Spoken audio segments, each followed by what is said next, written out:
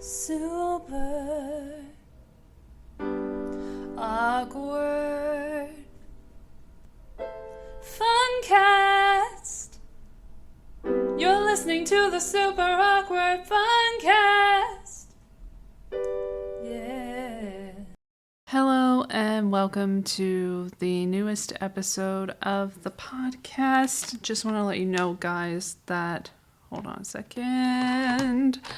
I'm sorry about that noise. Okay. Wanted to let you know this is a special episode with Elle, Latham, your hostess. And I'm introducing it. But we are having a guest, so stay tuned. We are talking about, if you didn't read the description and the title, we are talking about the SAG-AFTRA Tentative Agreement for 2023. I don't yet have the actual agreement, the MOA, the Memorandum of Agreement. It has not been released yet as of this particular moment in time.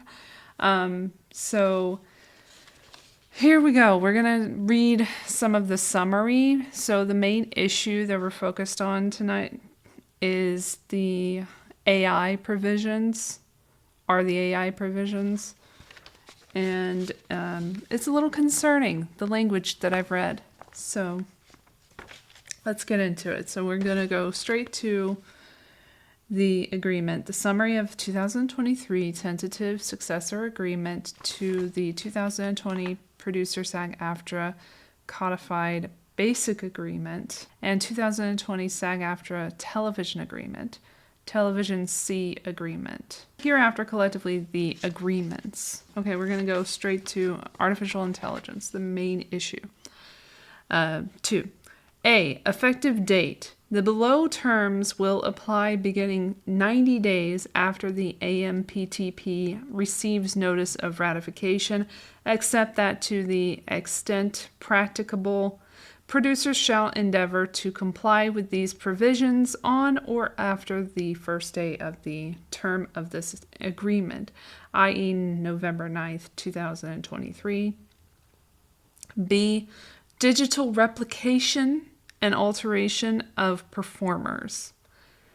1. Establishes definitions and coverage for creation, use, and alteration of digital replicas of performers. A.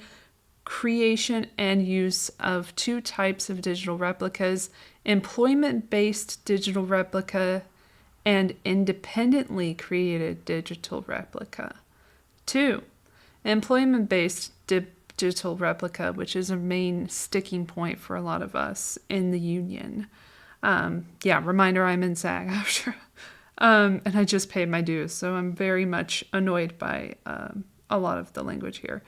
And I made myself clear about that, and I'll get to that in a moment. But a replica of the voice or likeness of the performer that is created, 1, in connection with employment on a motion picture under this agreement; 2, using digital technology; 3, with the performer's physical participation; and 4 is for the purpose of portraying the performer in photography or soundtrack in which the performer did not actually perform.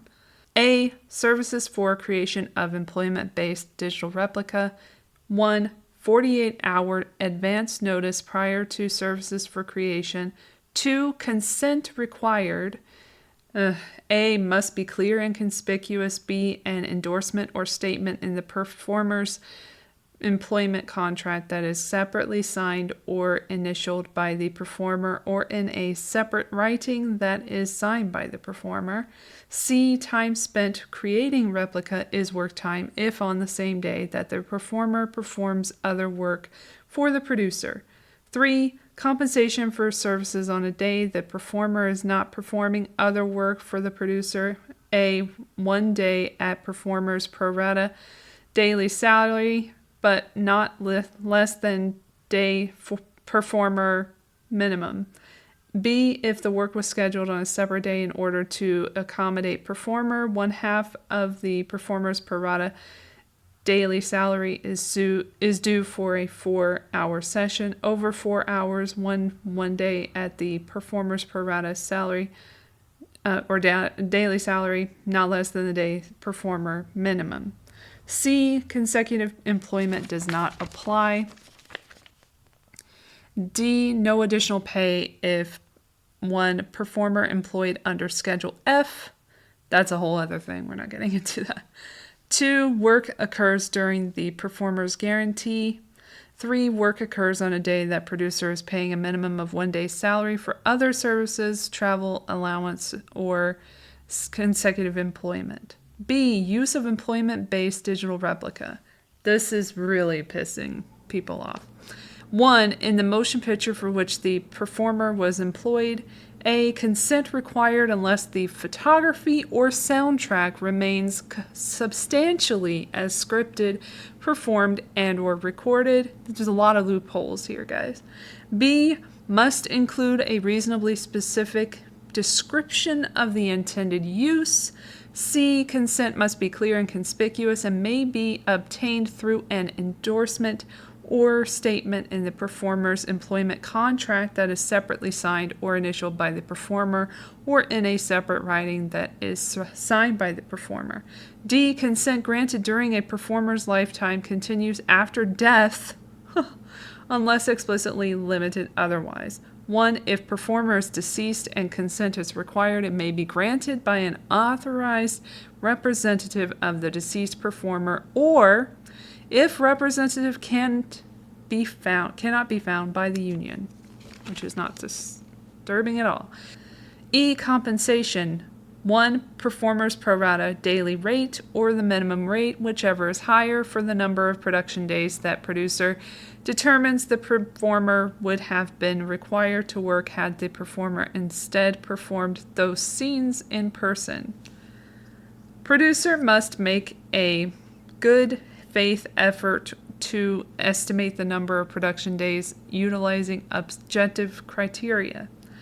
2, compensation treated as wages for all purposes. 3, no compensation required if A, based on the performer's form of engagement, their compensation would have covered the work had it been performed by the performer. B, the digital replica is used in a scene in which the performer performed in person. C, performer is under Schedule F. F, residuals required if digital replica remains in the motion picture in a manner that would have entitled the performer to residuals. 1, time and salary units, total applicable minimum or total actual compensation formula. Residuals based on the total time worked and or salary paid, up to caps for both in-person services and use of the digital replica. 2, rateable distribution formula based on the performer's form of engagement, unless only the digital replica remains. If so, performer is treated as a day performer and assigned 1 unit. 2, use other than in the motion picture for which the performer was employed. A, consent and separate bargaining. 1, consent must be clear and conspicuous. 2, must include a reasonably specific description of the intended use. What does that mean? Who knows? 3, consent at time of use, not initial employment, except that consent for use in another identified project may be obtained at initial employment, provided that A, reasonably specific description of the intended use is provided for each identified project. B, performer is also employed in the other identified projects or is deceased at the time the other identified projects commences, or projects commences production. C, consent continues after death unless explicitly limited otherwise. D, if performer is deceased and consent is required, it may be granted by an authorized representative of the deceased performer, or if representative cannot be found by the union. B, compensation. 1, day performer rate, including residuals as applicable, is minimum. 2, use in a field or medium covered by another SAG-AFTRA collective bargaining agreement, subject to bargaining at no less than the minimum wages and residuals in that agreement. 3, no additional compensation required for use if performer was employed under Schedule F. 3, independently created digital replica.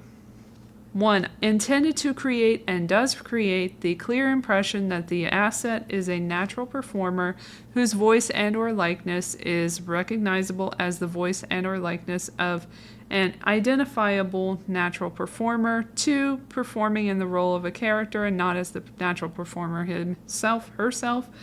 And 3, no employment arrangement for the motion picture in which the independently created digital replica will be used exists with the natural performer in the role being portrayed by the asset. A, consent and bargaining required prior to use. B, consent must be clear and conspicuous. C, signed by performer in a writing that includes a reasonably specific description of the intended use. D, continues after death unless explicitly limited otherwise. E, if performer is deceased, may be granted by the authorized representative of the deceased performer or the union if representative can't be found. F, P and H contributions required. G, exceptions for uses if they would be protected by the First Amendment, e.g. comment, criticism, scholarship, satire, or parody, use in a docudrama or historical or biographical work to the extent protected by the First Amendment. 4, digital alteration. A, consent required to digitally alter a performer's performance in photography or soundtrack previously recorded by the performer. B, exception when the photography or soundtrack of the performer remains substantially as scripted, performed, and or recorded. C, consent must be clear and conspicuous and may be obtained through an endorsement or statement in the performer's employment contract that is separately signed or initialed by the performer or in a separate writing that is signed by the performer. D, must include a reasonably specific description of the intended alteration. E, continues after death unless explicitly limited otherwise. 1, if performer is deceased, consent may be obtained from authorized representative or union if representative can't be found. F, exceptions to consent. 1, this is really tricky. This is really fucked up. 1, post-production alterations, editing, arranging, rearranging, revising, or manipulating of photography and or soundtrack for purposes of cosmetics, wardrobe, noise reduction, timing or speed, continuity, pitch or tone, clarity, addition of visual sound effects or filters, standards and practices, ratings, and adjustment in dialogue or narration or other similar purposes. 2, under any circumstance when dubbing or use of a double is permitted under the codified basic agreement or television agreement. 3, adjusting lip and or other facial or body movement and or the voice of the performer to a foreign language or for purposes of changes to dialogue or photography necessary for license or sale to a particular market. Interesting. G, claims subject to arbitration. H, remedies limited to monetary damages. 5, does not expand or contract existing rights under CBA or TV agreement. A, no impact on Section 43 of the general provisions or nudity. C, generative artificial intelligence. 1, establishes a broad protective definition of generative artificial intelligence. 2, establishes terms for use of synthetic performers created through GAI. A synthetic performer is a digitally created asset that 1, is intended to create and does create the clear impression that the asset is a natural performer who is not recognizable as any identifiable natural performer. 2, is not voiced by a natural person. 3, is not a digital replica. And 4, no employment arrangement for the motion picture exists with the natural performer in the role being portrayed by the asset. This shit is so wild. That we're even talking about this at all is insane, no? This dystopian shit where we're talking about literally people being replaced with AI performing for the public. And this is just going through They want this ratified immediately. They're already saying vote, vote, vote, and we haven't even seen the MOA. I mean, but this is enough to make you go, you know?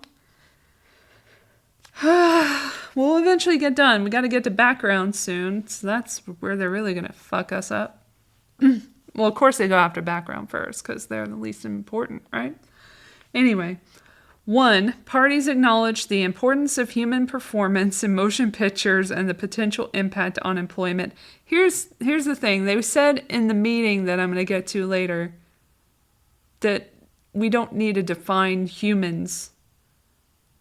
But we do if this is going to be an issue, and we should put humans over this. Like, that humans should be the go-to performer. This is insane that we have to say it. Okay, anyway. 2, notice to union and an opportunity to bargain in good faith over appropriate consideration, if any, if a synthetic performer is used in place of a performer who would have been engaged under this agreement in a human role. A, does not apply to non-human characters. B, claims are arbitrable and limited to monetary damages, and no one's going to fucking file one if they don't have any money, but I'm just saying.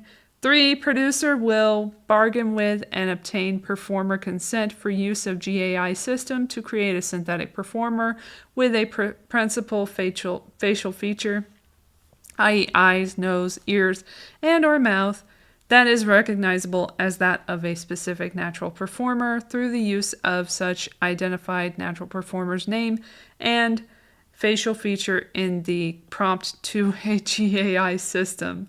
4, agreement to meet regularly to discuss remuneration, if any, for use of work produced under CBA to train GAI system for creation of synthetic performers. Not only are they saying, okay, we can entertain this idea and we're going to do that. We're going to allow this. But we're also going to train the fucking system. We're not just going to let you have a definition in our contract. We're going to actually give you control. That's what that's about. D, semi-annual meetings between the union and each producer, subject to NDA, related to use and intended use of GAI in motion picture development and production, which may include discussion of efforts to ensure that uses of GAI mitigate against biases. E, digital replication and alteration of background actors. Here we go. 1, digital replication and alteration. A, applies to creation, use, or alteration of background actors, digital replica. B, a background actor, digital replica of a background actor is a replica of the voice or likeness of the background actor, which is created using digital technology with the background actor's physical participation and is for the purpose of depicting the background actor in a scene in which the background actor did not actually appear. 1, does not apply to tiling of background actors. 2, does not expand or contract any existing rights and obligations under the codified basic agreement and television agreement. 3, does not override Schedule X, Part 1, Section 17E, or Schedule X, Part 2, Section 17E,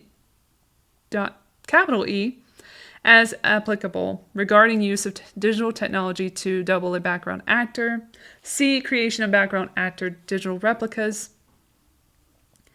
1, 48-hour advance notice prior to services for creation. 2, consent required. A, must be clear and conspicuous. B, may be obtained through an endorsement or statement in the employment paperwork or voucher that is separately signed or initialed by the background actor or in a separate writing that is signed by the background actor. C, time spent is work time when on the same day the background actor performs other work for the producer. Producer will endeavor to schedule on a day when the background actor is also working for the producer under this agreement. D, compensation. 1 day pay if not otherwise working. 2, no additional payment if producer is paying for other services, a travel allowance, an allowance for a day not worked on an overnight location, or a canceled call. If paid less than 1 day, will receive amount equal to 1 day. 2, use of a background actor digital replica. A, use in the motion picture for which the background actor was employed. 1, consent required unless the photography or soundtrack remains substantially scripted, performed, and or recorded. Another loophole. 2, must include a reasonably specific description of the intended use. It goes on and on. 3, consent must be clear and conspicuous and may be obtained through an endorsement or statement in the background actor's employment paperwork or voucher that is separately signed or initialed by the background actor or in a separate writing that is signed by the background actor. 4, continues after death unless explicitly limited otherwise. A, if background actor is deceased, may be obtained from an authorized representative of the deceased performer's exclusive rights as determined by applicable law, or the union if representative can't be found. 5, use in a principal capacity requires payment for the number of production days that the producer determines the background actor would have been required to work had the background actor been adjusted under Section 26 of Schedule A and performed those scenes in person. A, producer will make a good faith effort to estimate the number of production days utilizing objective criteria. B, if digital replica remains in the picture in a principal capacity, residuals payable in same manner as upgrade under Section 26. C, compensation shall be treated as wages for all purposes. B, use other than in the motion picture for which the background actor was employed. 1, consent and separate bargaining. A, consent must be clear and conspicuous. B, must include a reasonably specific description of the intended use. C, at time of use, not initial employment. D, continues after death unless explicitly limited otherwise. E, if background actor is deceased, may be obtained from an authorized representative of the deceased performer or union if representative cannot be found. 2, compensation. A, background actor daily minimum is minimum. B, use in a field or medium covered by a SAG-AFTRA collective bargaining agreement subject to bargaining at no less than the minimum wages and residuals in that collective bargaining agreement. 3, will not be used in lieu of hiring background actors necessary to fulfill the applicable coverage maximums. 4, will not use background actor's digital replica to circumvent the engagement of that background actor. 3, digital alteration. A, consent required to digitally alter the background actor's appearance in photography or soundtrack previously recorded. B, except when the photography or soundtrack remains substantially as scripted, performed, and or recorded. C, consent must be clear and conspicuous and include a reasonably specific description of the intended alterations. D, consent may be obtained through an endorsement or statement in the background actor's employment paperwork or voucher that is separately signed or initialed by the background actor or in a separate writing that is signed by the background actor. Again, this means this is a condition of employment, if that's not clear, which is a major issue for us. We do not like this. Okay. E, continues after death unless explicitly limited otherwise. 1, if performer is deceased, may be obtained from an authorized representative of the deceased background actor or union if representative cannot be found.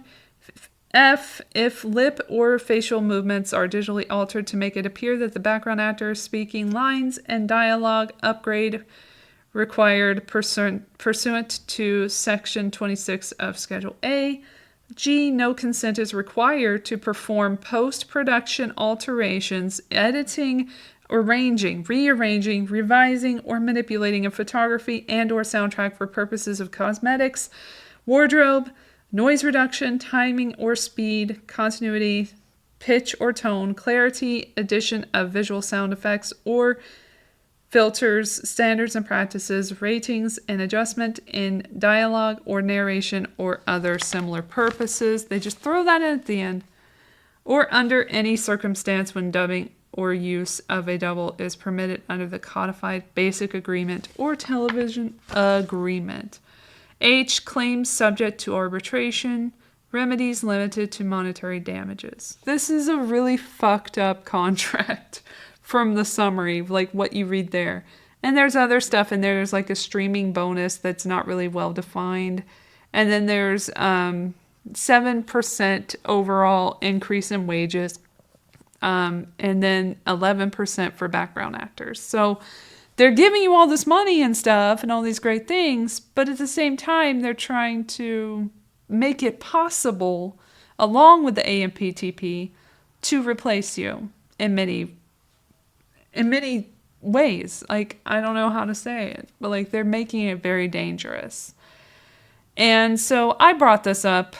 Many people brought this up, but I brought it up in the meeting that happened, this informational meeting. At the Palladium, we had a SAG meeting, and they applied us with like food and drinks, and that was nice. I mean, mostly soda, and then some water. So I got the water. But it was like soda, coffee, snacks, sandwiches. I couldn't eat much of anything. There wasn't a whole lot for a vegan. So I just kind of stuck with veggie straws. But anyway, and I ate them later. But so we go in and they have like this setup for the Q&A later. So first they have their presentation with Duncan, Crabtree Ireland, and basically he's speaking a lot, and Ray Rodriguez and the other leadership people, but mostly those guys. And then Fran, for a little while, speaks. Fran Drescher, the president. But it's just like this whole presentation, and then that's when we learned that there was going to be an MOA within a week, he said. So that's what I'm waiting to see. I'm waiting to see if that happens, if we get it or not. So waiting for the MOA, the actual language, the legalese and all of that. But it's just the way that they speak to us, it feels like they're very, very condescending. And I think you'll get that tone during the meeting, because I have a clip for this broadcast, but if you want to get all of the information, I suggest going to that, because they really lay it out in that meeting.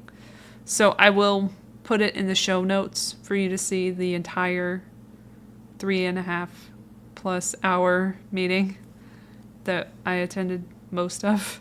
Not most of. I left after a couple hours. Like 3 hours. No.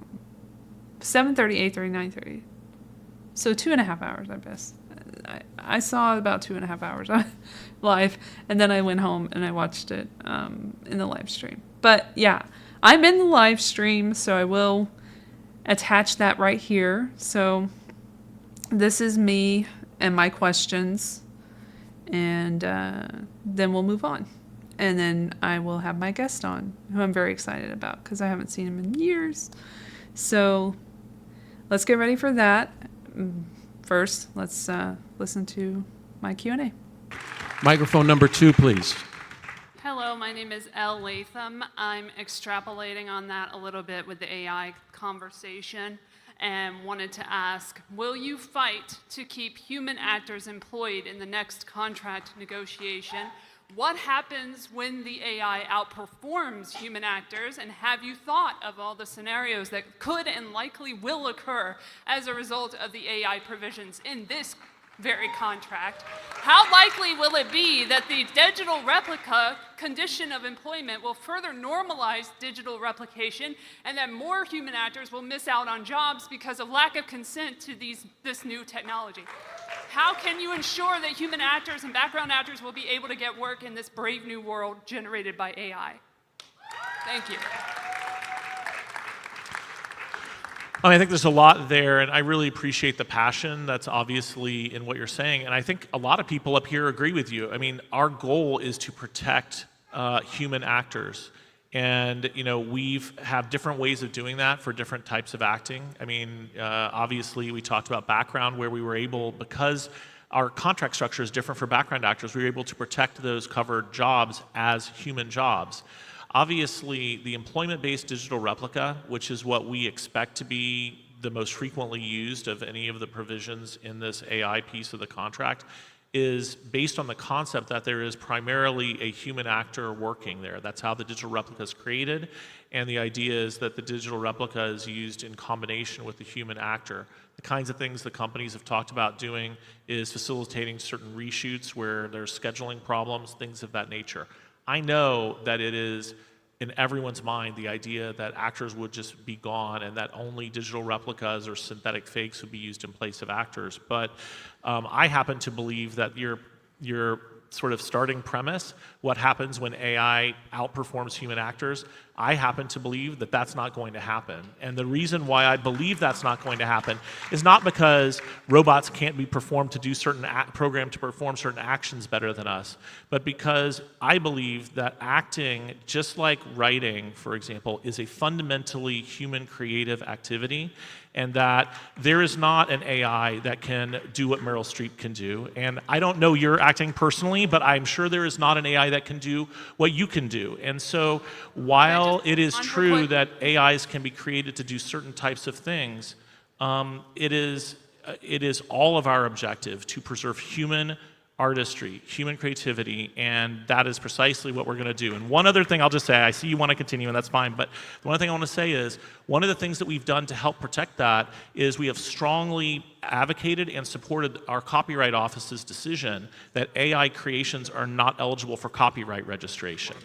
That's one of the things that's going to help us protect against having wholesale replacement of humans with AI creation, because one thing these companies know is their earnings and existence is entirely based on copyright. Their earnings and existence is based on their ability to make money off of these projects, and they are going to have a real problem doing that if they try to shift into AI. So we can't look at it as only this contract. It is a broader picture, and I assure you we're fighting on all of those fronts. I am seeing it as a broader picture. That's why I brought up the broad questions that I brought up.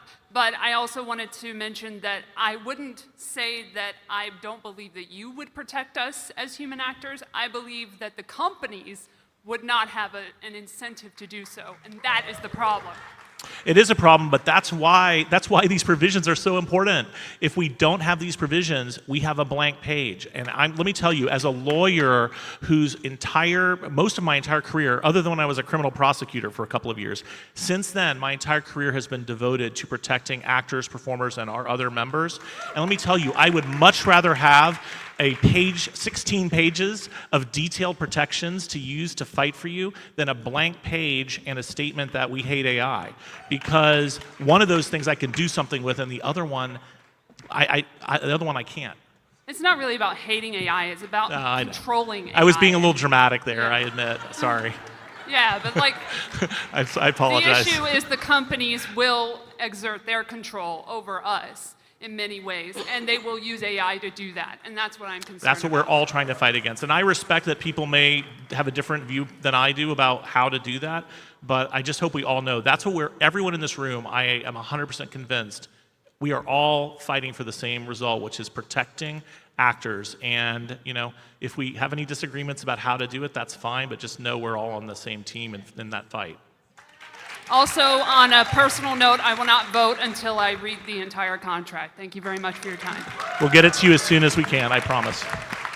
Thank you. And here's the next part of the podcast. Thanks again for listening. And we have my wonderful guest, who is a former Funcast player. Hopefully in the future will be a Funcast player again. This is Edwin A. Santos. Hi, everyone. Thanks for having me. If you're not new here, I will link to his IMDb and all of that good stuff, and you'll see what he's been in. He's an actor himself. He's SAG-AFTRA. I'm SAG-AFTRA. We're both SAG-AFTRA. And we have questions. So that's what this episode is about, basically. So give a little background about you and how you joined SAG-AFTRA, if you don't mind. Oh, my God. A loaded question. Almost a bad decision kind of way.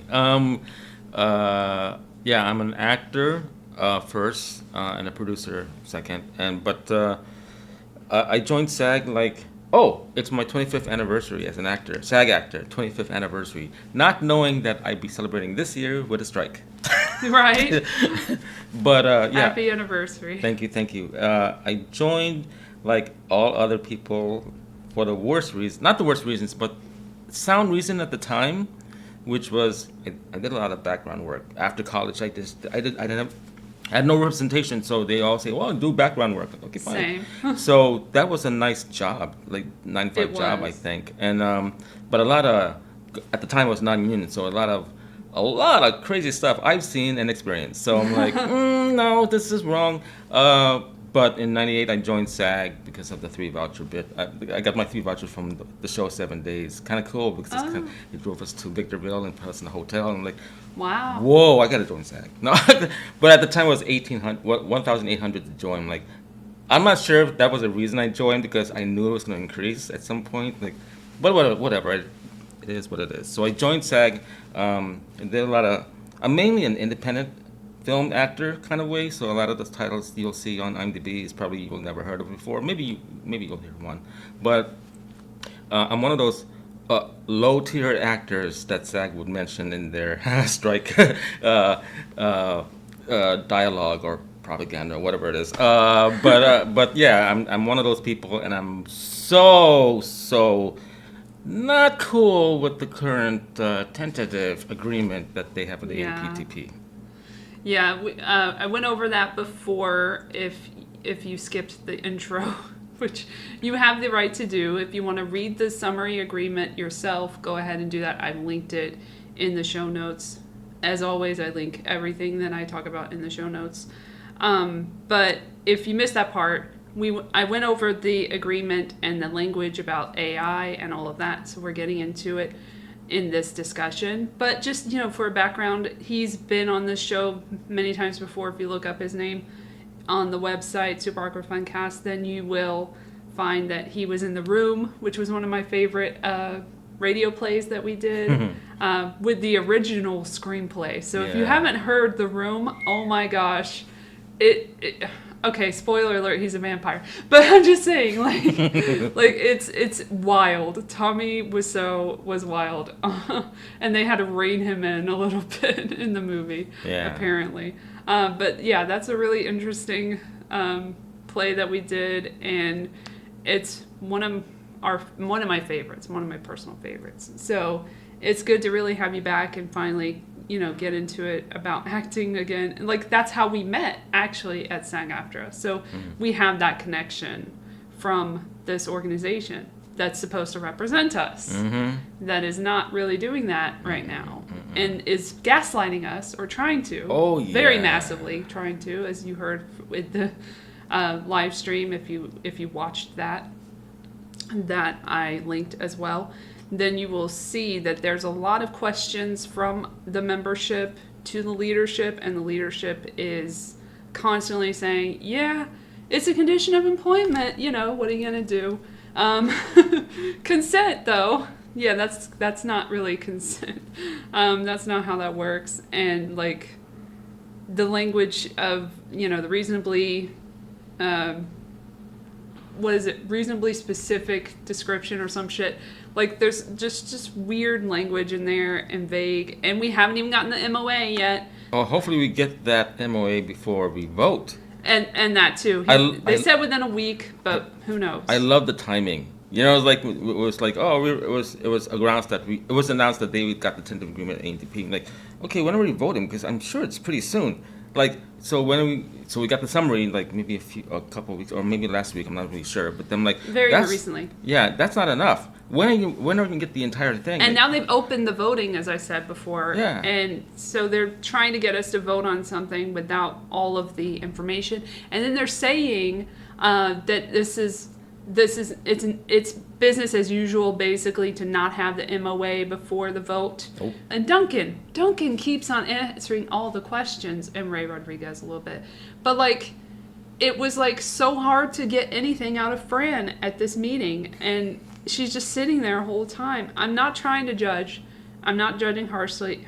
I'm just saying she doesn't say a lot. Well, He's the lawyer kind of guy, so they let him field all those questions. But she just comes in at the end and is like, oh, well, thank you so much for being here and asking these questions, and we really appreciate you, and that sort of thing. Well, I'm the opposite. I would rather, no offense, Fran, I don't even know you, but I would rather listen to the other Ray and Duncan. Yeah. because I want facts or information from them. When I listen to Fran, it just sounds. I feel like I'm being degraded Yeah. as she points out certain low-end critics. Like critics, I understand. But what are you really not attacking, but saying like us who are not very comfortable with this agreement, and you're letting us know that we're critics or we're like Yeah, low-end critics. she Like has I felt made some very comments. offensive, and you can believe. I mean, Naysayers religion is just one say thing, things but like that. I love it when people will say like, well, I mean, Buddhism's cool. I love Buddhism a lot. I'm Asian, by the way, but for her to say, like, based on my Buddhist religion, blah blah blah, as a basis of your consensus of voting for this ratification or this agreement, I'm kind of like, no, I don't care. Like anybody that adds religion to this is just like turn off for me. I would rather listen to Duncan and Ray and give me just facts, or at least the facts that they gathered. So or whatever they gathered. But that's my little opinion. Yeah, I think it was like that in the negotiations. Like he took the lead in a lot of them, as I read on Deadline and that sort of thing. Because you would read every day about what was going on in Deadline before you would hear anything from the leadership in an email, and then you'll get an email later. You know what I mean? Some of the emails, like my Don't friends. believe the media. Well, yeah, but then a few of my friends were asking direct questions emailed to them, and they would get responses. And one of them said, like, it's all cut and paste answers. I'm looking at it like, it looks like an AI just answered your question. It really does. I think they are utilizing generative AI for their emailing. But yeah, it's just.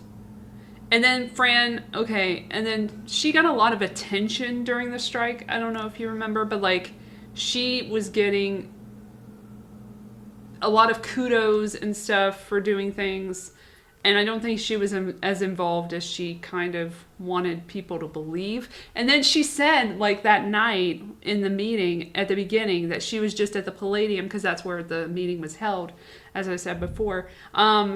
And she was there for a concert, and this was very different from that. And it's like, okay, nobody needed to know that you were at a concert last night. You're just like bragging, oh, I was at a concert. Yeah, I don't like if I go to a very business-esque meeting to decipher the contract and stuff like that.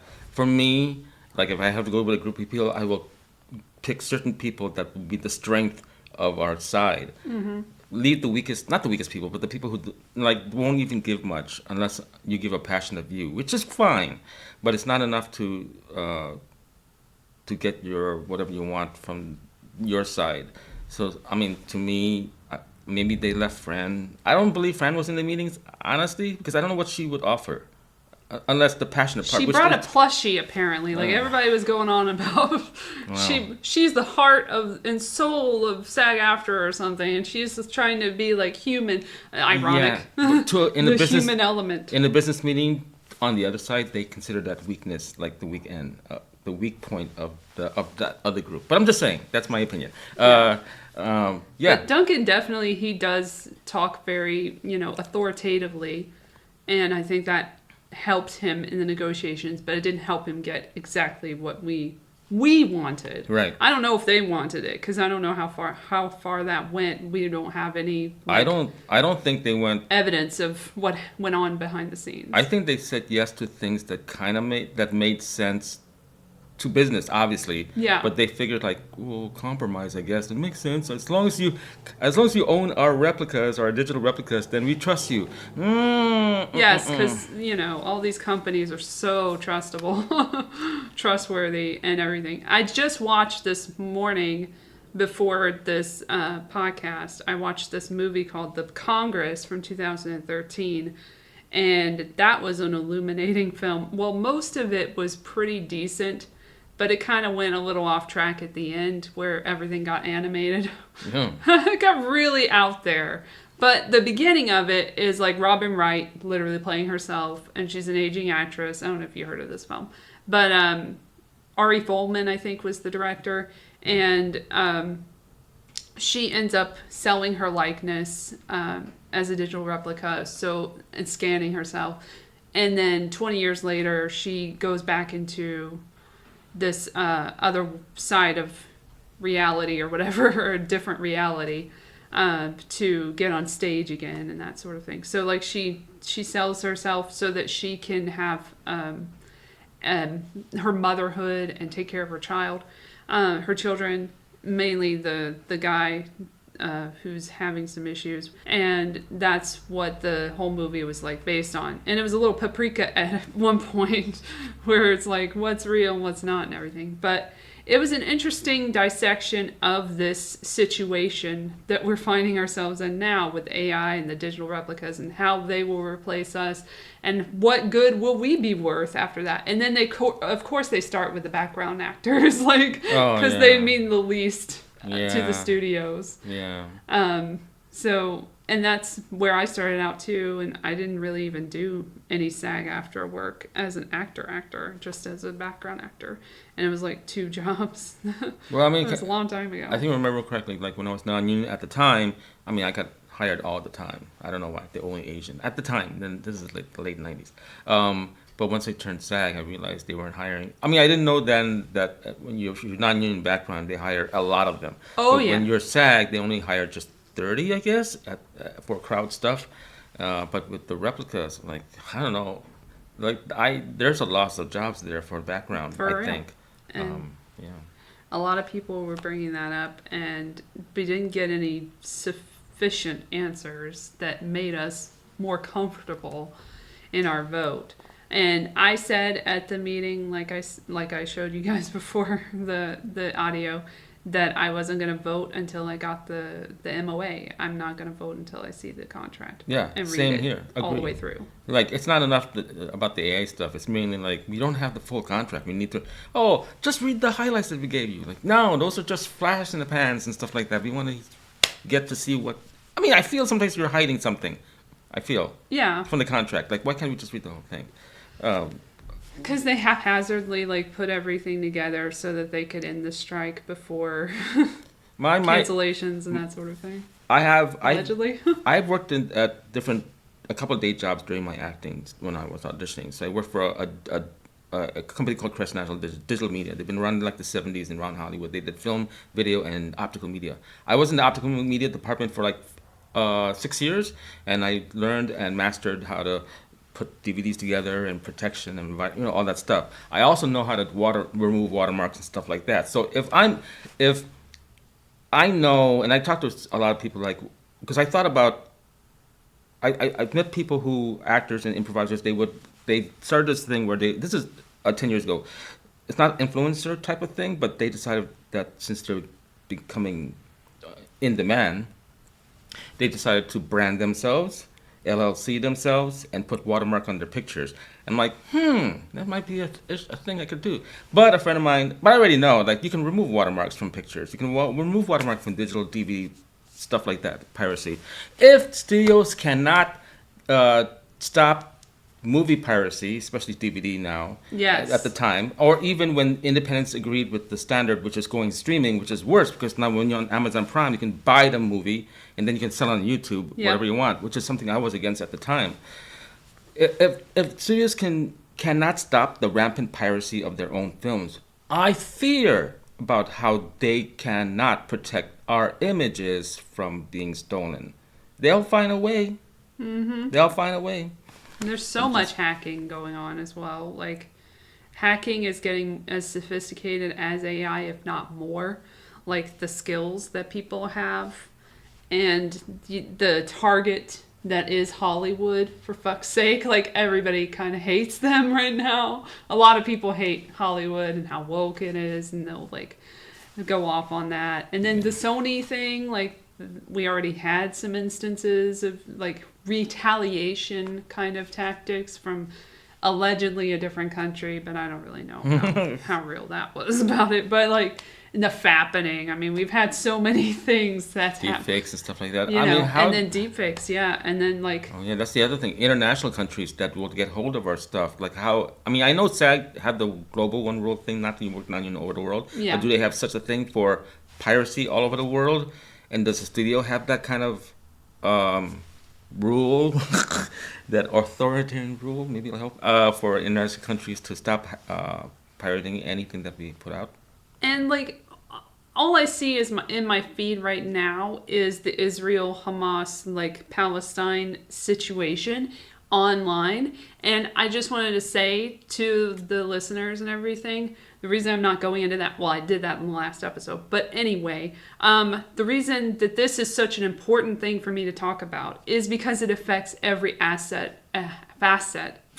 of our lives, including media and news. And what we see, is it real? Is it not? Is it AI? Is it not? We've seen that in wars. We've seen that in so many conflicts, and that's going to continue as well. And this is just going to compound that and be the, as we call it sometimes, the PR department of the military-industrial complex is Hollywood in many ways. So we'll see a lot more things that we can't really verify, and that's going to be a problem. And while Duncan did mention in the meeting that there would be labels, you know, how the hell are you going to label every fucking thing AI or not AI? Like, that's just going to be so much work. Labels. And then you're going to get AI to do that, I'm sure. AI is probably going to have that job, just like everything else. It's just like there's no way to differentiate and to keep that kind of fiction kind of mentality. Like, everybody's just going to see everything as fake as fuck, and it's just not going to have any value. And it's like devaluing our own art. The technology is advancing really fast. I mean, I saw one that was a newscaster. I'm like, okay, I was listening, and I didn't realize, someone told me, like, that's AI. And then the fact that the reading was like, yeah, that's AI. Like, it's so real, I couldn't tell at all, even for me. But, yeah, I'm not comfortable. Look, I'm not a celebrity or anything like that, but still, I could lose my job. I mean, I'm already struggling. As an indie actor, you're struggling, period. Yeah. You're trying to get those gigs and trying to elevate yourself and getting really good at your craft and business and art and stuff like that. But if you're still struggling, or you're still in the indie level, but still top tier indie, but not close to anything like that, it's just like, it'll be another aspect of me fighting, wasting my time fighting against protecting my image while I should be focusing my energies to the craft. And I don't know if SAG can protect us, and I don't trust studios to hold our stuff. I really don't.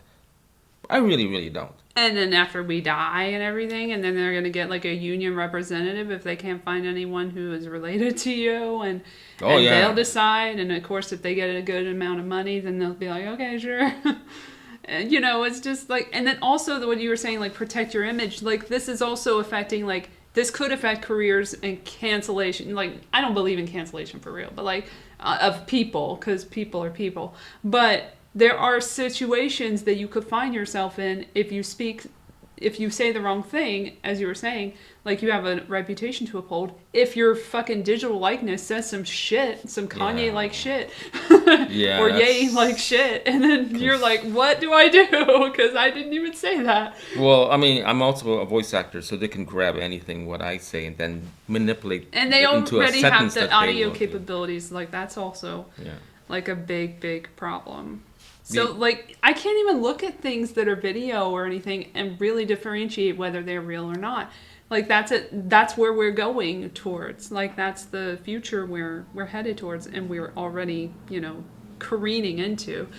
I don't see why. A lot of people have been saying online, like, well, I mean, you got the two sides: don't vote or do vote. Mm-hmm. And then a lot of people will say, like, well, this is the best we could do, and let's just say yes. I'm like, okay, hold on. How about this? Like, even it was mentioned at that live thing you went to. Mm-hmm. In my head, I'm thinking, like, why can't we go back to this MPTP and just focus on fixing the AI stuff that they offered? You don't have to.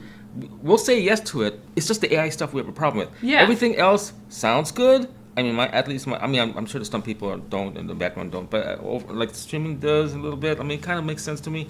But like, leave that alone. Don't touch that. Just fix the ones that we're having problems with, you know. And then we'll say yes. We'll say yes at some point. But you need to fix it's the AI stuff we're having a problem. Everything else sounds okie dokie, fine, I guess, to some people, I guess. Don't touch that. Don't throw that away. Don't get rid of that. Leave it. Just fix the AI stuff. I mean, that's where they really fucked us. And if they fix that, then the other stuff will matter more, because it doesn't matter much if we're not getting work, you know? If we get a 7% or 11% bump in pay, that really doesn't translate to anything if we're having to roboticize ourselves. Why can't we own the AI stuff? Like it's okay. I get it. The studios, it's their product. They film something with our images on it. They keep it. They hold on to it. Why can't we keep those ourselves? If you want our permission, other than say yes to have, because you already have it. You already have our images. Oh, can we use your permission to use your stuff?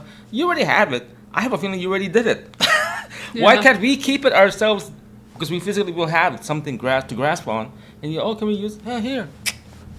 That kind of thing. I think, may not be. I don't know. There are no answers to this. I can't think of a thing. Because from my experience with from film piracy, it's still rampant. All my stuff is still out there. I'm not getting like Amazon Prime Video, whatever. The views are lowering, or they're decreasing because you can see them on pirate sites anyway for free. And then like someone said in like the meeting and everything, like why was there not a call for boycotting the streaming companies while the strike was going on? Like why was that not anything that anyone brought up? I canceled as soon as the strike occurred. Even the Writers Guild. I canceled all my streaming stuff. Well, not Amazon because it was connected to IMDb. You guys. Anyway, so Monopoly. I know. So I canceled everything that I had. And because I don't believe in paying, during the strike, while I'm out of work, I don't believe in filling in your pockets while you're with mine. You can curse. Okay. And then a nonprofit I'm with, they had their first film festival just last month, and I was gonna help out because that was I agreed. I was gonna do it anyway, but then I found out one of the sponsors was Warner Brothers. I'm like, no, I'm out this weekend. And why? Strike. I know other actors showed up and stuff like that. That's their thing. But for me, it's like, again, why would I help you promote whatever you have when you're not helping me? So, bye. And saying all kinds of fucked up shit about the membership as well. I know. If they're trying to unify, it feels like they're trying to unify. It's always not. It's never unified at SAG, actually. There's always a lot of. But that's normal for a union, I guess. They just need to protect the little people. Yeah, and then they were like doing this whole spiel about, we're going to help the lowest tier. I mean, they don't say that, but like the other actors, the background actors who are suffering the most, from all of the strike and not getting as much work and everything. Well, they also like increased the amount that is allowed on TV and in movies. Or to be hired, like, because there's a set amount, like a quota they have to meet of union actors for background, and so they've changed that a little bit, which would have been nice, but like will not mean much of anything with the digital replica thing. That language is so ridiculous. And then they were like saying the WGA contract is like way more definitive about like human writers and that sort of thing. And that he was like, Duncan said that like he couldn't get like a definition, like the definition of human actors, like you can't just get that, like that's not gonna be possible. Like I don't think that's true. Like if you could do it for the writers, you could do it for the actors. I know. I feel the stuff that he said I wasn't comfortable. I guess I agree with you. The wording of the contract or the wording that he interpreted from the contract, I don't feel comfortable because it just feels like it's more siding them with them than protecting us. There's more about AI in that fucking contract than human beings, I feel like. I'm not even kidding. Like, in the summary that I read, like, it was just AI. Synthetic performers. Like, okay, but what about the humans? Okay, here we go. Makeup and hair. Cool. Yeah. Good to know. Yeah. Sexual harassment. Oh, that sucks, man. I didn't realize that. Yeah, with that part of the AI, they are obviously, generally speaking, they are saving money if they use AI because they don't have to pay for the bumps that we accrued. That's the correct word. That we would gather. They're not gonna, like, they want to save money. They want to keep all the money to themselves. These are tech companies mostly. Yep. So that's what they care about. Apple, fucking Amazon. Fucking Amazon. Netflix in a different, like, they have a different business model, but it's still pretty fucked up. And you can't really even, like, the streaming bonus thing is so fucking vague, too. Like, what does that even mean? Like, they don't even count the viewership, like, in the same way as TV does. Yeah. And you know what? They are so behind on the streaming thing. It's ridiculous. Because even before the COVID stuff, like, even before that, I was already sounding the alarm. I was telling my mother, she didn't believe me at the time, that the streaming was going to fuck up Hollywood. Like, all this streaming that was happening, these a la carte, you know, memberships or whatever, CBS and all this shit. Like, it was going to fuck everything up in Hollywood with acting and everything. And then all the actors are just going to flood all these companies or whatever with their content because they're worried about missing out on work, which is exactly what happened. And that is what's going to happen with AI, because everybody's going to be like, okay, we got to go to that futuristic thing. And then AI, we got to keep up with everything. We got to be a part of it. And then all the big wigs are going to go there, or the big people. And then the lower tier people will get fucked and will have to comply as well. Craftsmanship. Like, that's what will happen. And we see the Marvel movies and shit. That's already pretty much AI at this point. Oh, yeah. I'm sorry. It's the truth. And when is that fucking MCU gonna end? Like, does this universe ever end? No, it keeps going forever until you can stop making money off of it, which you never will. I feel guilty when I first saw Robert Downey Jr., his younger self, on a Marvel movie. I was just like, so whoa, weird. that's crazy. But then, whoa, that is scary crazy. Remember what they did to Carrie Fisher? Oh, That looked really terrible. that was awful. That looks... Oh, come That on. ruined the movie, honestly. Oh, yeah, it did. Yeah, Rogue One was awesome until that point on. Yikes. Terrible. But keep it coming. Mandalorian. keep it coming. Pedro's not going to come back, is he? I don't know, like all the different series that they have of the Star Wars thing. Oh, yeah, the Just Mandalorian. keep them all coming, like, get that money. I forgot the Mandalorian is not about him. I don't know what the fuck. I It's think about- Yoda's in it, and that's it. That's all I know about it. Little baby Yoda. Mm-hmm. So I see it as memes. Oh, I my haven't God. watched one episode. I haven't watched The Last of Us either. I just don't. Pedro is just not my jam anymore. He just talks too much. He sticks his foot in his mouth too much. I love that, what is it, Credo 35 that Justin Bateman put together. It kind of reminds me of Lars von Trier's Dogma 90. Okay, it's not Credo 93 is her. Dogma 95 is his. But it's the same thing. It's like, well, his is different. Hers is more like, we're not going to use AI when you're a filmmaker. So sign this Justine thingy. Baby, yeah. This, well, I forget, was it Credo? I don't know. That's another word for it. I don't know. But I'm like, oh yeah, this is be good.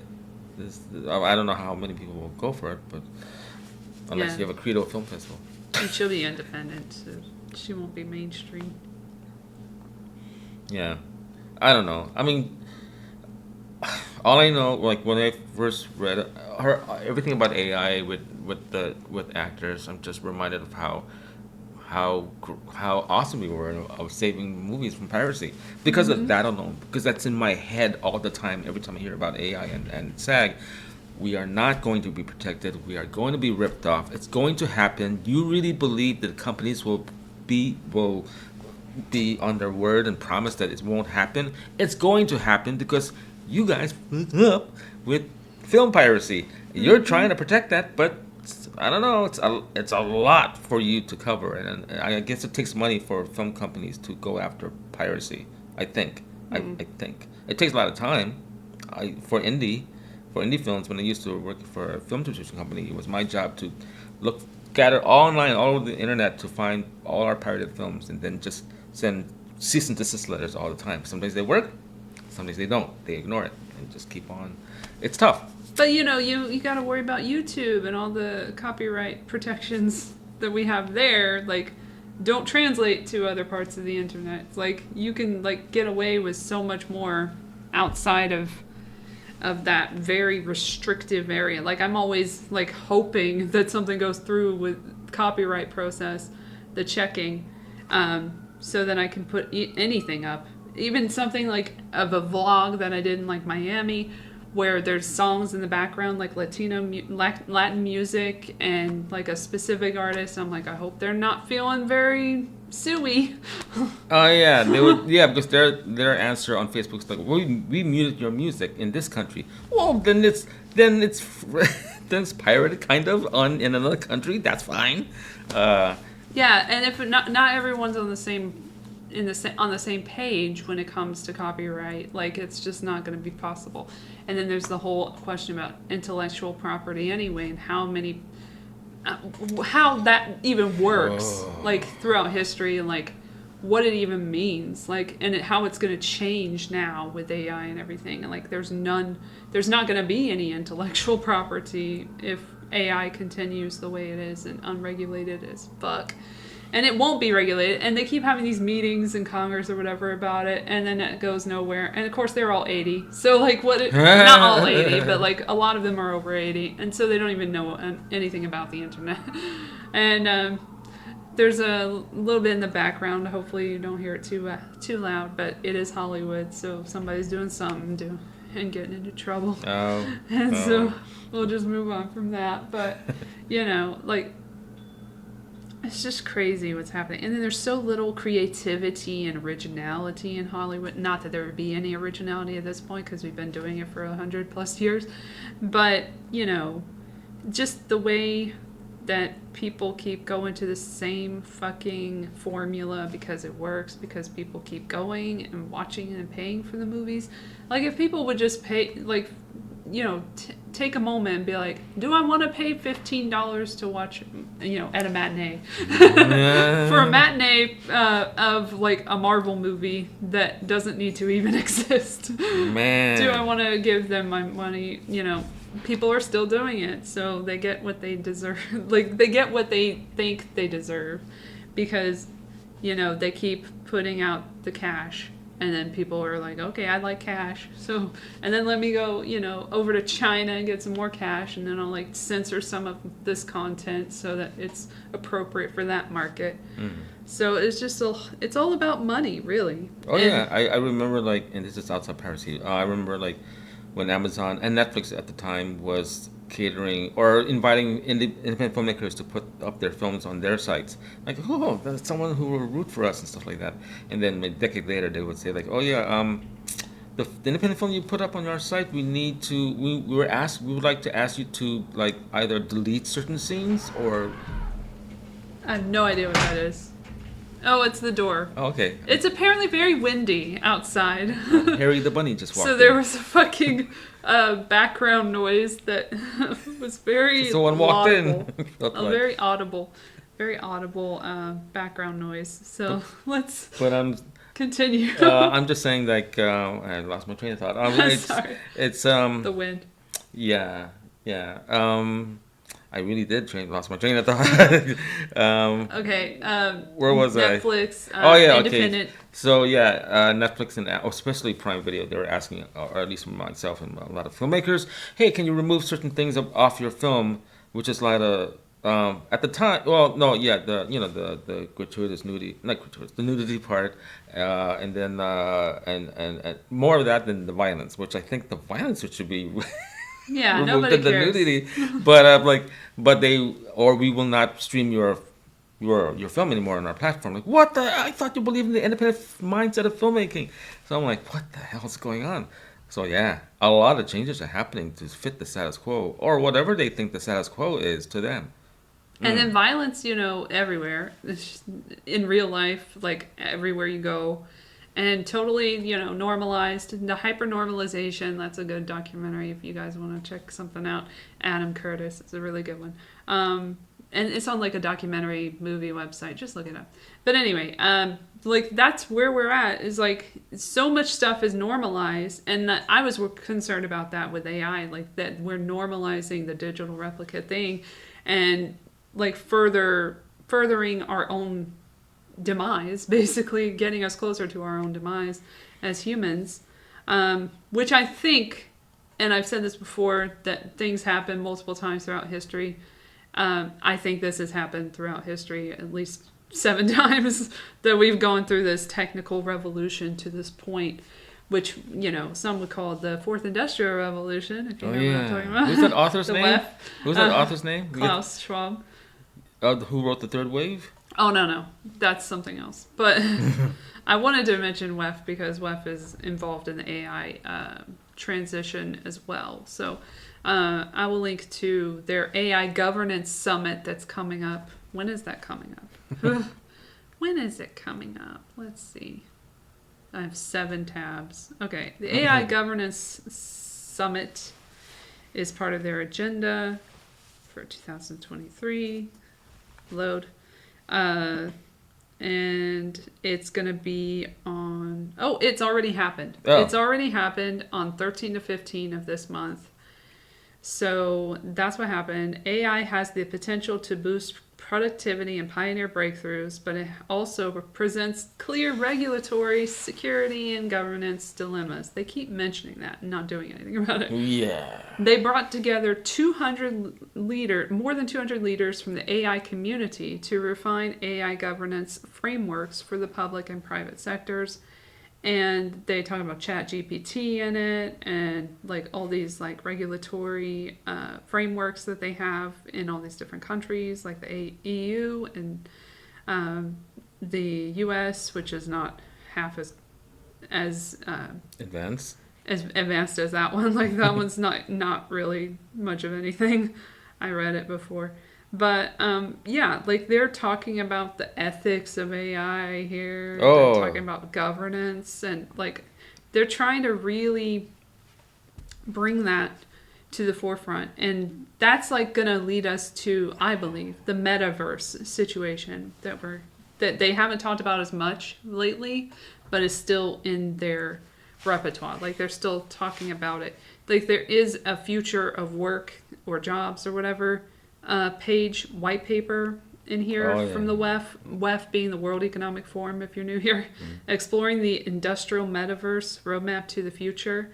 And you can download the PDF on their website. But like this is the summary of it. The development of the industrial metaverse, propelled by advancement in extended reality technology, artificial intelligence, can't have it without all these other elements, and 3D modeling, is entwining digital and industrial realms. Current explorations involve industry professionals testing pilot use cases and realizing the socioeconomic and environmental value of integrating digital and physical spaces. Strategies and governance mechanisms are under scrutiny, ensuring future implementations promote interoperability and promoting an open platform across industries. The roadmap by the World Economic Forum in collaboration with the Cyberhuman Lab at the University of Cambridge illuminates the intricate dynamics of the industrial metaverse. It offers a framework for discussing essential steps towards a valuable ecosystem for various stakeholders, while the potential to amalgamate different use cases into a single industrial metaverse over the coming decade is evident. The realization of this potential hinges on collaborative efforts among industry, governments, academia, and civil society. So yeah, I'll leave that in the show notes as well, because we want to keep track of what they're up to. And then they have their stupid little meeting in January, their little WEF meeting. And so that's coming up too. I know a lot of nurses don't want AI involved because AI, like if you talk, if not like a patient, even a suicidal patient, just calls for help, just to talk to someone human, and the AI responds the way it is. Oh my gosh. That's another. Because I used to be a nursing assistant a long time ago, so that to me is like, oh, that's not a good idea. I mean, it's tough as it is for like a human therapist to talk to patients. It's very like intricate and try to, help them and stuff like that. But a robot cannot do that. Now, if AI advances to a point that becomes like that, I don't know. To them would be a benefit. Like, oh, it's getting better. I'm like, I don't know. You can see a non-human, even if the technology is so good that you're talking to a robot that looks human, like Data maybe, it just looks like... There's no empathy. There's no feeling, emotion, like actual emotions. They struggle to find emotions in most cases. Like when you see their interviews and stuff, and they're like being like puppeted or whatever Yeah. by this dude who's like, all right, say this, say that. It's all very creepy and very humansy. If you've seen that show, then you know what I'm talking about. The Humans show with the robots, and they gain autonomy, and they're like, I want agency. I want to be able to do whatever I want. And a lot of them are like whores or whatever, like they're prostitutes for the human race. So that's not something that, I mean, we're just like, it's just supplanting one horrible thing for another, like people being exploited into robots being exploited. Like, it's just more exploitation, but it's a different sort of situation. And then they're also like, my issue, as I've said on social media, X or whatever, is like, I don't have a problem with AI. I have nothing against them. I don't know them like that or whatever. But the people who program the AI are the problem, because they don't even know what the fuck they're doing. They don't even know how far they can take it. And they're going to get us into a lot of trouble, into a Rise of the Machines situation and Skynet and all that shit. So it's going to be pretty crazy. I blame us for loving all those sci-fi movies about cloning and all those robots. So RoboCop. here we are in reality, and now it's scary. Yeah.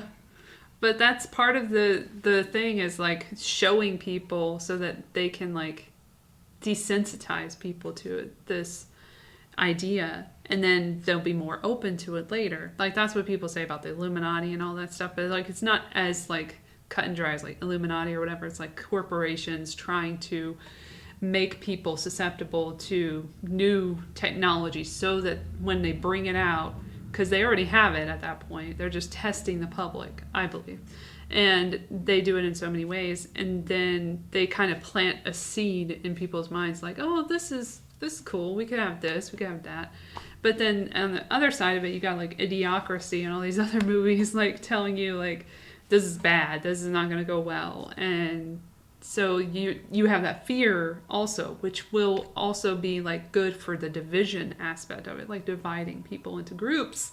So then you have the pro AI group versus the no AI group, which is a lot what I'm seeing from the SAG-AFTRA, people bringing it back to that, is like people are like, ban AI sometimes, or they're like, okay, we can work with AI, but like, let's have some guardrails and that sort of thing. Guardrails, the word guardrail, I'm sorry. I know, word the guardrails so is weak. like literally from the web. Literally, Like, come you on. can like go to a movie premiere and like, and go cut in line. Come on.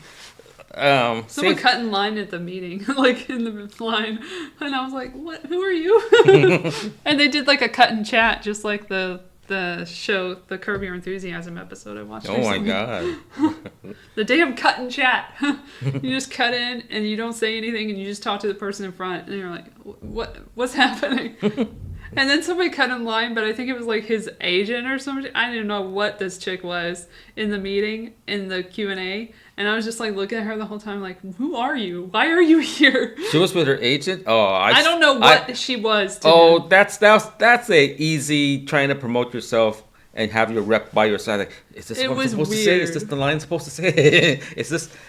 That dude, I don't want to be mean. Like, he did not seem legit to me. Like, the dude in front of me. Jeez. Well, maybe Fran was right about low tier. I'm not sure. But yeah, like AI, yeah. So, brave new world of technology.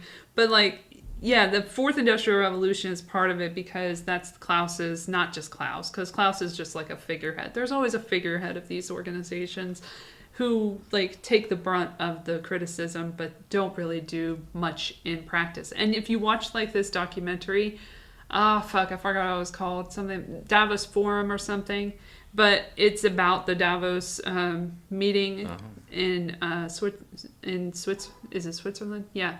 And he's kind of being tracked in the documentary, but you can see that he's just kind of like, he's setting up meetings, but it feels very rehearsed, like when he's on the phone and everything. Like, please come to the meeting. It's on the 23rd, whatever. I do a really good Klaus.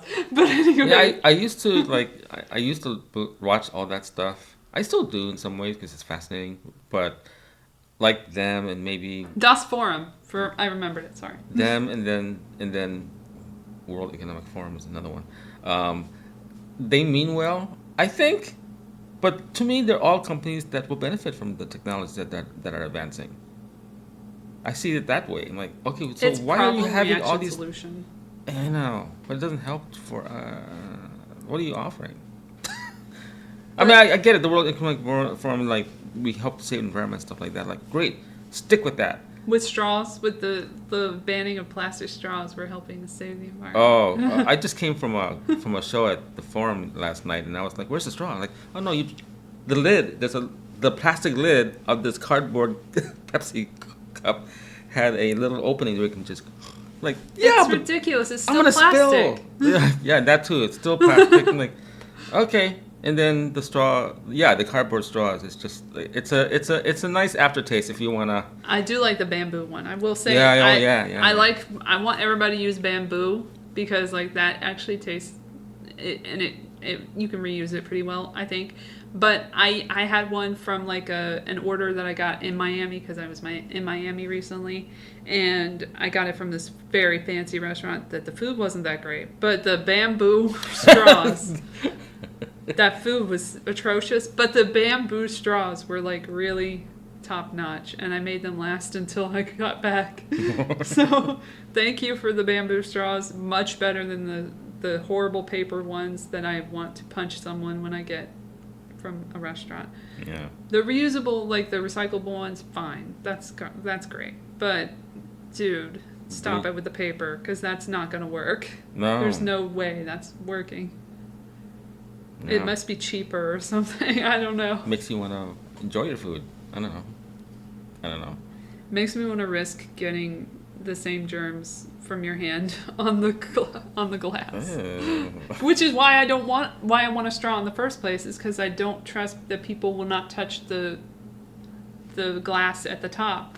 I don't think everybody's going to think like me and want to touch the bottom so that you don't have that residue from the hand that somebody's going to drink out of that area. Sure, but sometimes dishwashers don't clean it correctly, the glass. That so it too. leaves the soap residual in the film of the glass. So you're just pretty much. Yeah, that's drinking all why that I stuff. bring my own cup, or not cup. I bring my own my own container, like a bottle. Like I have my own bottle that I bought in San Juan. See, I've gone everywhere.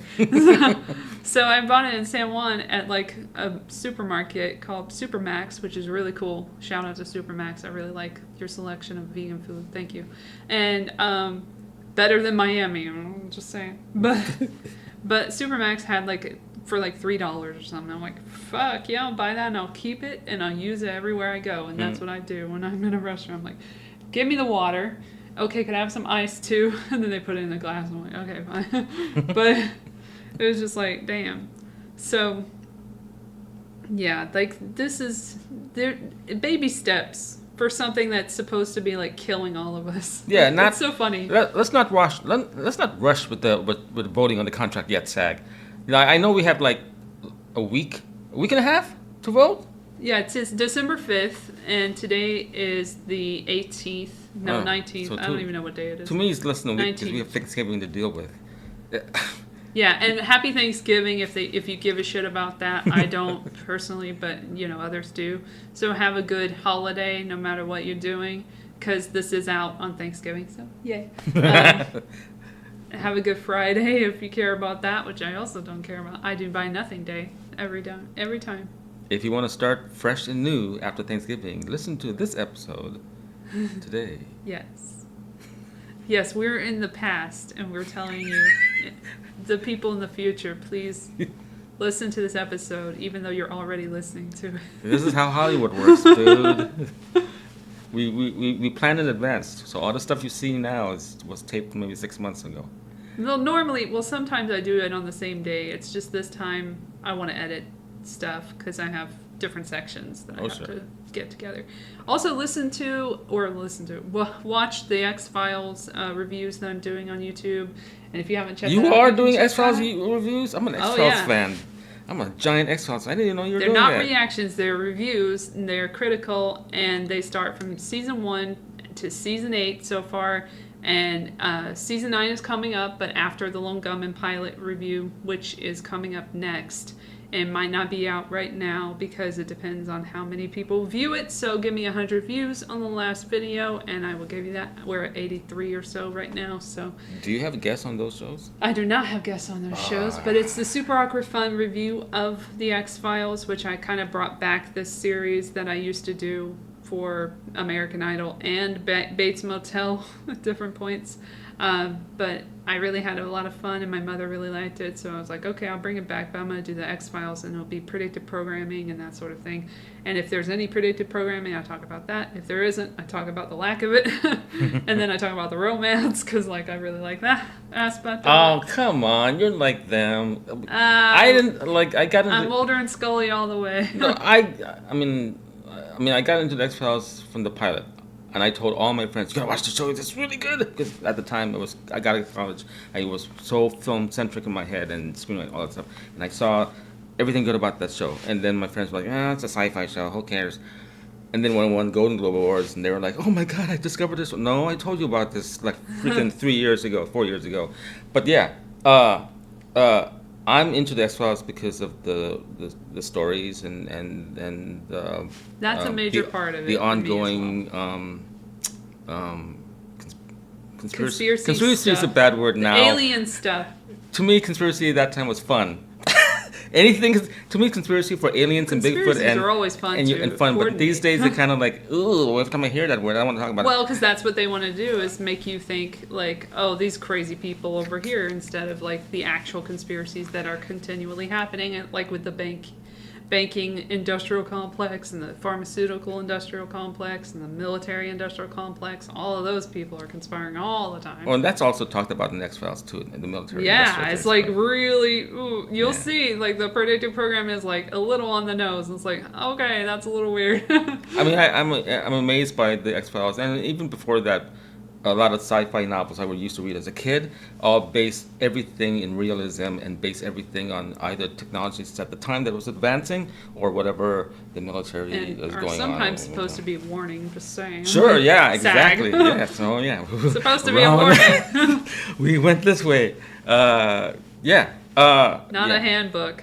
But I'm not a shipper, that kind of thing. I was not. Yeah, involved there was a with- lot of I know the pilot had stuff that. there. I know the pilot had that kind of. It's a pilot. You have to have some kind of sexual kind of thing between the. But they never really followed it up in the next, the Canada years when they were in Vancouver. They never really followed it up in that. At that point, like, I came to respect the X-Files when they didn't have to deal with that. I'm sorry. I'm different. I'm not a shipper for them. Great that they are, but I didn't watch that show because of that. I watched the show because I wanted to be technically- entertained. I was a child when I started watching it, obviously. So, like, I didn't watch it for that in the very beginning. And it just kind of over time, I was just like, wait a minute, they're together a lot and they have cute chemistry. And, like, I was getting older and everything. So, when I got older, I was like, oh, yeah, I want these two together. So, then they started pushing them together in so many ways and then pulling them apart. And Chris was doing his thing. And I've told you all about Chris in the reviews. Like, I have a thing with Chris. With Chris Carter. Yeah. And what he does, the back and forth that he does, and like his fakeness. In that he's like, oh, I'm not going to get them together. Cut to. And then you just okay. do the same thing that you said you weren't going to do, and then you do something else to make people annoyed because you just don't want to handle the thing that you created. But anyway, I really enjoyed it overall, even though I just finished the season 11. I had never seen that season, didn't even know it existed until this year. What? So that was all like new to me, but I was like, oh my gosh, I really loved this one episode. I don't know if you watched it, but like the one I can't pronounce.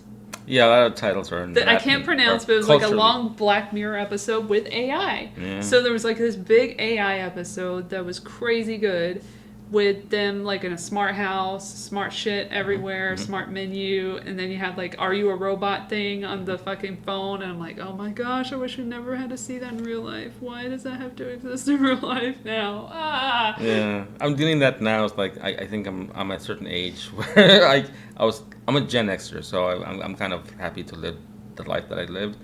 Technology now is I have to contend with that. Not AI, but like even though AI is in some of the stuff that we use anyway. But I feel the AI should just be to help our life be better, but not replacing us Right. is my deal. So me going to the Kia Forum just to park. Oh, look, let me see your QR code barcode. it's I'm like, horrible. I don't know what, and they had It's like I'm to the point now that I feel like I'm in a convalescent hospital because they're all showing me how to do this tech stuff. I'm like, I feel so behind. I'm not like this. I used to be ahead of the game, but yeah. Well, in terms of like the X-Files, I was thinking because I haven't done a radio play in a long time. I was thinking, Yes. yeah, I was thinking we could do like an episode from season 10. That was a really big episode, My Struggle. That would be really fun. Oh, okay. Yeah, that one has a lot of good conspiracies in it. But which one? Part one, Part there's one. a two-parter. Okay. The part one. You're not doing a two-parter for that? No, But there are two parts. I mean we could, but it would be separate. Ah. We could do it separately. But I did the Matrix one time, so I'm up for like dystopian shit. Let me find that episode, and I'm gonna shout out the Characters? director. I forgot. The- Oh yeah, I can find that in my notes because I still have notes in here. The other cool part, like I think almost every sci-fi show, but X-Files in the later years had sci-fi novelists come in with a script, and they would shoot those episodes as well. I was just kind of like happy for that because it just kind of I was really satisfied my days as a boy reading sci-fi novels. I was impressed with that season, like specifically like season 10, when they would have like auteurs. So they would have like written and directed by the same dude or same girl. And I thought that was really cool. Not same girl, but like, but it was really cool to see that they were like incorporating, like, they were trying to tell a story with this one person who had an idea. Like James Wong got his own episode. Yeah. That was really fun. Oh yeah.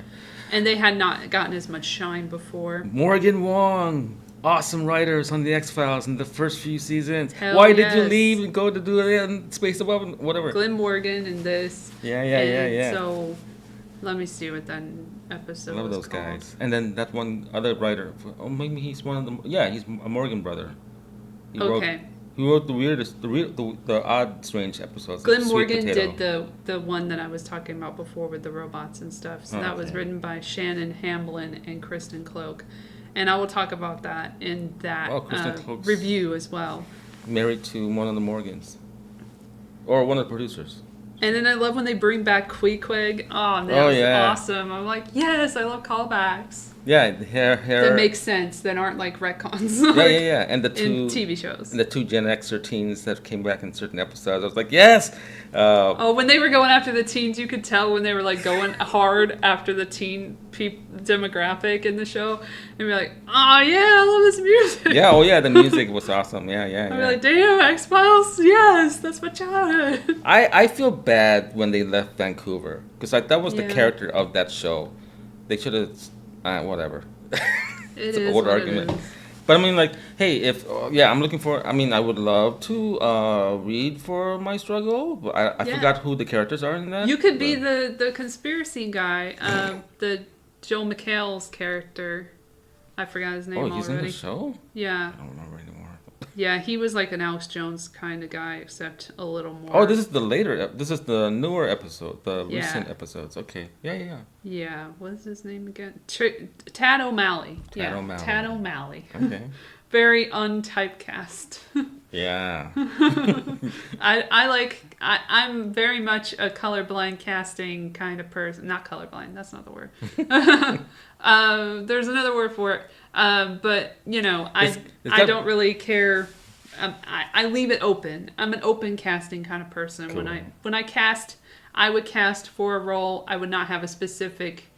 I would sort of have a gender if it was like tied to what was happening in the scenes, but I would not have a specific race that I was looking for. I'd be like, anybody, come into the room, and you know you might get cast because I'm open to it. So I guess I would call it colorblind casting in the past, but like now it's like a weird thing to call things colorblind, so I don't really do that. But Which reminds me, raceless casting. Raceless casting. But There you go. The one thing I liked about the X-Files early on in their early career episodes was that they started doing episodes about almost every culture's Yes. tall tales and stuff like that. Yeah, So they did mythology for and stuff. mythology for Chinese and Americans and for Sometimes Native it went American well, Indians. sometimes it didn't. We talked about this one episode. I don't know. Yeah, but I think the one with the illegal immigrant and That's that the was one? so. No, I thought it was good because the way it ended, the way I know it sounds. It was like, a little in your face, a little heavy. I don't know. At that time, I was me. just like, I guess for me, I didn't know much about It's immigration also, at the like, time, so it kind of taught me different about year.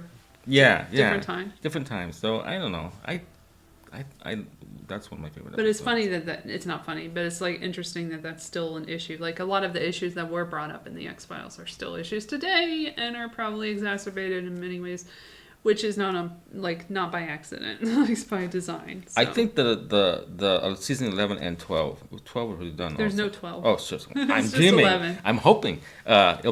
Season 12 will be the animated X-Files, and they should do voiceovers. Okay, don't put that out there because they will do that. Netflix is listening, and they're like, okay, we're gonna do this time. We're gonna get it right. Animated X-Files. Well, because That's the one. a lot of fans want That them is to come too. back. I can I'm like, literally see I it don't in my know. head, dude. Just I can see Netflix doing it. They have no ideas. Okay, so season 10 and 11 was the later seasons, 2017, 2018, 2016, and 2017, I think. and during that time we had the crazy years of the administration, and it was just hard for me. It was so difficult for me to. I mean, I was still watching the show, but to grasp onto the modern stuff that they were dealing with without thinking about what you're dealing with the past administration and all the stuff, all the people who are. Think that's true. It's hard to enjoy it sometimes because it's just it's happening at the present time. Yeah, that's you know? probably what helped me get through it because we've been through that. That Yeah. already happened. Yeah. So after that happened, then watching it back is like interesting because other things are happening that are mentioned, and it's like, oh shit, Oh, yeah. like New the problems. COVID shit, and then like the alien virus, and everything, and like the cure not really being a cure, and all of this stuff that they say, like with the actual alien vaccine that never fucking works, and I'm like, oh, that's interesting. Oh, funny that. It's almost like it wasn't supposed to. It's almost like it was just there. But to also with like exist. a certain orange guy. So you're talking about like I enjoyed the episodes during the 90s because it didn't really deal with real life. I mean, it did, but I mean, you saw but it didn't really. Janet Reno, right. which was enough. That's all we I needed. forgot about that one. But like in the 90s, it didn't really the politics. I mean, I don't know why, but like maybe because I'm older now and my life depends. Whatever I go through with my life is determined by government. Whatever they put out there to take care of older people. I'm just saying. So when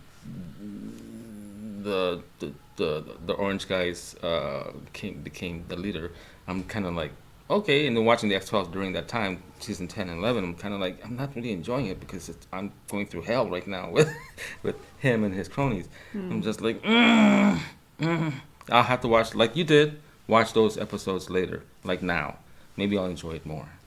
Yeah. It'll be fun. I'm excited.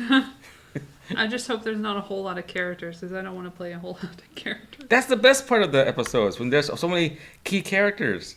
Like they Yeah, all but like get together for and us they're to playing. act I know, out yeah, is yeah, not yeah. so much fun for my voice. But Oh, okay. because my voice gets fucked up nowadays. After like the last audiobook that I did, which is literally the Communist Manifesto, Oh. that was like a lot for my voice. Like you could hear it that I was like struggling at the end, and I had to like space it out over a couple of days because I did the wrong thing with the COVID, the Great Reset book by Klaus Schwab and Thierry Mallerit or whatever. I did that one in like one go, and you could see that I'm like deteriorating Wow. by the end because I admire. Let's give a shout out to audiobook people who do the audiobooks. We don't want them to lose their jobs because No. they work so fucking hard and they get hopefully the right amount of money with their contracts, but I don't know. But like what they do is so important and so cool, and I've done it before, like for like Braille user. Like I did it one time Wow. for like a book, this Clown Girl book that ended up getting optioned for a movie but never became a movie with Kristen Wiig. But anyway, I read that whole thing and I felt like I was gonna die. Like reading that. And it wasn't like 200 or some pages. I don't know what it was. But like it wasn't that big. But it wasn't a whole novel. Some people read novels. Like, and that's amazing. So shout out to audiobook. Shout out. Voiceover artists who are hopefully not getting totally fucked. And that's something we need to worry about in the future too, is the voiceover industry and how that's going to be affected. And looping and the post-production and everything. Like, some things just sound mechanical. They don't sound like human beings made them. Like the songs that you hear, the AI songs or whatever, they suck. They suck ass. And when are they not going to suck ass? And then we won't even be able to tell the difference because music sucks so much. But anyway, I think AI should also, be. I think AI should be used as a tool to make things better. I'm not saying AI for replacing actors. That I'm against that. But with that new Beatles song that I heard like 3 weeks ago, I kind of liked it because I'm kind of I refuse to listen to it just out of. Well, they used the AI to separate John's voice from the original tracks that was imbued with all the music, the instruments, stuff like that. In that sense, I guess I'm fine with that because it didn't mimic his. I don't think they used the AI to make his voice better. They just used it to separate his voice track from the music track. Something they didn't do in the 60s or even, I don't know if they did in the 90s. I know you can do it in the 90s. I know you can. But I'm like, to me, that's fine. It's a slippery slope, as they say. I can't help it. I'm a Beatles fan. I have to listen to it. It gets me teary-eyed. I'm not saying to support AI. We don't support AI that replaces people's careers that they've been doing for 25 years, still struggling, trying to get that big break. Yeah. And I started voice acting like, around COVID. And that's like a new thing to me. And I'm like, I'm really enjoying it more than I'm getting more like auditions for that than I did for live theatrical. But now with AI coming up, I'm like, oh no, I just started. Oh yeah, and I'm in an industry, it's like a marketing kind of job, like telemarketing, fundraising, where any day. But the thing is, I say over the phone, like, I'm a human being. Like I literally said the other day that I was chewing on a carrot. I'm sorry, I was chewing on a carrot and I had to call you back because I couldn't answer the phone. Oh. Because I was chewing on the carrot. And I was like, it takes a long time to eat a carrot. Bugs. Apparently, I found that out. That, like, I'm trying to, like, take a break, but, like, I can't take too long a break. So I'm, like, getting back to work and I'm like, oh my gosh, this carrot is never going to get eaten. So did you chop up the these carrot? are, like, human things. Did you chop up the carrot? No, this was a carrot chip. Oh, Even a carrot chip, like a chip of a carrot, like takes forever for me to chew. Mm-hmm. And then apples are like that too. Like it's a ridiculous thing. But, and like a banana is probably the easiest thing to eat on the job, I would say. Right. Bananas are super like mushy and easy to eat. I appreciate that about them. But all these other things, like, chill. I can't. But anyway, I think they didn't really, like, respond badly or whatever, but they know I'm human because I'm doing something while I'm working, like, that a robot could not do. And a robot can't have the same delivery that I have and be funny sometimes, when it's appropriate or whatever. But, like, have a reaction to what they're saying or listen to what they're saying, like, a robot's not going to have the same response that a human is going to have. Right. And they can't be duplicated in the same way because there's stuff that we have that is important, like empathy, which is important in a job like that, where I feel pretty secure that I'm not going to lose my job in like 6 months or whatever, which is what other people can't really say, like salespeople or whatever. Like sales is another thing altogether. Like they can do that online at this point. It's whatever.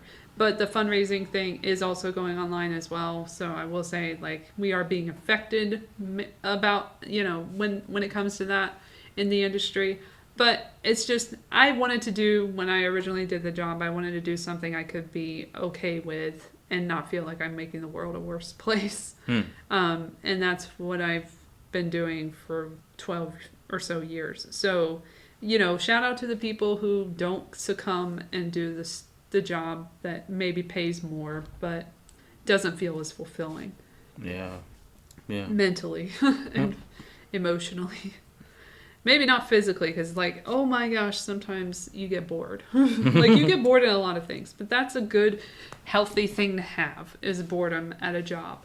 That means that you can occupy your mind with other things and like do multitasking, which I Or be really creative enjoy. in some way to make Yeah, it or fun. you think of a song or something while you're at work. Nobody's answering the phone. Like easy peasy, lemon squeezy. So yeah, good to have you on the show. Oh. So glad to have you back. So glad to have another fucking guest on. I know you guys are probably happy that I did. It's been a long time getting over the restrictions and everything in the past, and like the whole thing that I had with the co-host, and you know everything that's happened since then, and all the crazy shit that we're seeing out there. But just know that you are one speck in this universe. You are not that significant, but you are one of many. We are all having experiences, good or bad, and we're all being affected by the same shit. So just try to have that empathy and, you know, commiseration that we all should share as a human race. We're going to get through it together. I think at the moment there's more of us than there are them, so keep that in mind. Yes, yes. Keep a positive mind. And they make them, so the people are making them, so they can stop making them eventually. Oh. If we get involved, you know, in a big way, Mm-hmm. then we can stop that from happening. Yeah. Don't give up. Don't give up. And one thing for sure here, don't give up. And I like to say be open-minded, but at the same time, be very Critical. be very critical Questioning. and question authority and read between the lines. That's all I'm saying. Read your contracts Yeah. all and, the way through. And don't be afraid to say no. Don't because be I'm sure we lazy. can get a yeah. I'm sure we can get a better deal, AI wise, better than what we have now. Don't. That's the whole point of the strength of the union. If you really truly believe that, you better believe that. Do you want to plug anything at the end of the episode? Do you have anything that you want to really shine a light on, that you want me to put in the show notes or anything? With the organizations that you're... Oh, are we still recording? Yes, we Yeah. are. I'm currently with a nonprofit. I returned to a nonprofit organization called Philan Creative, and what they do is they promote aspiring Filipino Americans in entertainment and media. So whether you're a filmmaker, actor, or dancer, or what have you, come by. You can find us Instagram, Facebook, Twitter. X, whatever it is. I don't want to say X. Sounds weird. I know, it's horrible. And under Film Creative, and we have a website called filmcreative.com. Yeah, we've been around like 14 plus years. We just recently had our first film festival, and we went strong this year, and we're exhausted, but we're gonna go strong next year, and especially after everything we went through in the last 3 years, we're just like gunning for more representation for Filipino Americans in TV, film, and streamers. On top of that, because of the strike, I couldn't promote a lot of a recent movie that came out before the strike. Now I can. So there's a film called The Monsters Without. Independent film. It came out on streamers. It's on Prime Video, and mainly Prime Video. I don't know. I'm sure it's somewhere. Apple? Maybe Apple. But those two places. And it's my biggest role to date at this point with that film. I'm kind of proud of it. And good. it's fun for the whole kids. Sci-fi, adventure, fantasy, monster movie. It's a lot of fun. All right. Well, thanks for listening, guys, and stay tuned for the next one. Love you, bye.